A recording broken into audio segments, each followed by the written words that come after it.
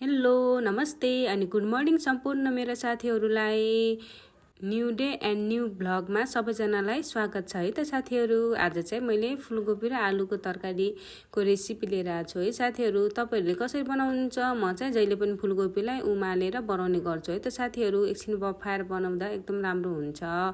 अनि आज चाहिँ मेरो यो भ्लगमा केही नयाँ चिज देख्न पाउनुहुन्छ है साथीहरू। त्यो चाहिँ के हो भनेर तपाईँहरूले आफै त्यो भिडियो पुरा हेरेर तपाईँहरू आफै कमेन्ट गरेर भन्नु होला है त साथीहरू। हुन त सबैको आफ्नो बनाउने बानी हुन्छ, तर म चाहिँ यसरी बनाउँछु है त। मैले चाहिँ बिहानमा जहिले पनि 3 गिलास पानी खान सक्छु है। तपाईँले खान सक्नुहुन्छ कि नै त्यो चाहिँ कमेन्ट गरेर भनिदिनु होला है त साथीहरू। अनि तपाईँहरूलाई मेरो भिडियो कस्तो लाग्छ, राम्रो लाग्छ भने राम्रो लाग्छ भनिदिनु होला, राम्रो लाग्दैन भने राम्रो लाग्दैन भन्नु होला।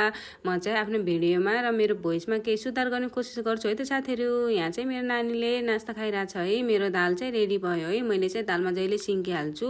मैले चाहिँ दाल कहिले जान्दैन, जानेको दाल चाँडै बिग्रिन्छ, सिन्की हालेपछि केही हुँदैन है साथीहरू। अब मैले चाहिँ तरकारी बनाउन लाएँ है त।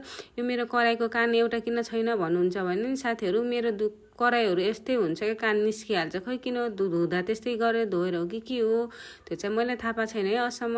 अनि मैले चाहिँ यहाँ मसला ससला हालेर अनि आलु हालेर फ्राई गर्न लाएँ है त साथीहरू। मैले चाहिँ सुरुमा जहिले पनि आलु हालेर फ्राई गरेर आलुलाई एकछिन पकाएपछि बल्ल मैले चाहिँ फुलकोपी हाल्छु है त साथीहरू।